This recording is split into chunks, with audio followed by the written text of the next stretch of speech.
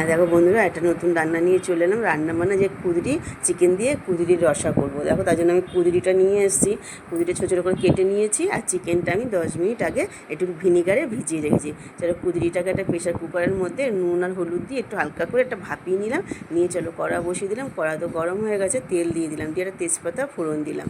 দিয়ে ওই তেলের মধ্যে আলুটা ছেড়ে দিলাম। আলুটা খুব ভালো করে একটু নুন আর হলুদ দিয়ে অল্প অল্প করে ভেজে নিলাম। নিয়ে এবার সাইড দিয়ে পেঁয়াজটাও দিয়ে দিলাম। পেঁয়াজটা দিয়ে ভেজে নিলাম একটু, দিয়ে এবারে টমেটোটা দিয়ে দিলাম আর চিকেনটাও দিলাম। দিয়ে খুব ভালো করে একটু নেড়ে চেড়ে নিয়ে এবার কুঁদরিটা দিলাম। আর ওই সঙ্গে কুঁদরিটা দিয়েও একটু কষিয়ে নিলাম। নিয়ে এবার একটা পাটির মধ্যে দেখো আমি সমস্ত মশলা রেডি করে নিয়েছিলাম।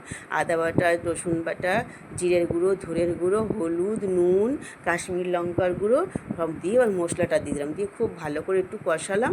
কষিয়ে নিয়ে ঠিক মাপ মতন জল দিলাম। দিয়ে মাপ মতন জল দিয়ে 2 মিনিটের মতো ঢেকে দিলাম। ঢাকা হয়ে গেল। এবার চলো খুললাম। এবার একটু মিষ্টি দিলাম, নেড়ে চেড়ে নিয়ে একটু নামাবার আগে একটু ঘি দিয়ে দিলাম। দিয়ে ঘি দিয়ে একটা পাত্রের মধ্যে ঢেলে নিলাম। এবার কেমন হলো বন্ধুরা আমার কুঁদরির রসা চিকেন দিয়ে। এটা কিন্তু রুটির সাথেও খাওয়া যাবে, ভাতের সাথেও খেতে খুবই ভালো লাগবে। হ্যাঁ, তোমরা হয়তো বলবে যে দিদি ঘিটার রঙ কালো কেন? দেখো ঘিটা আমার বোলপুর থেকে কেনা।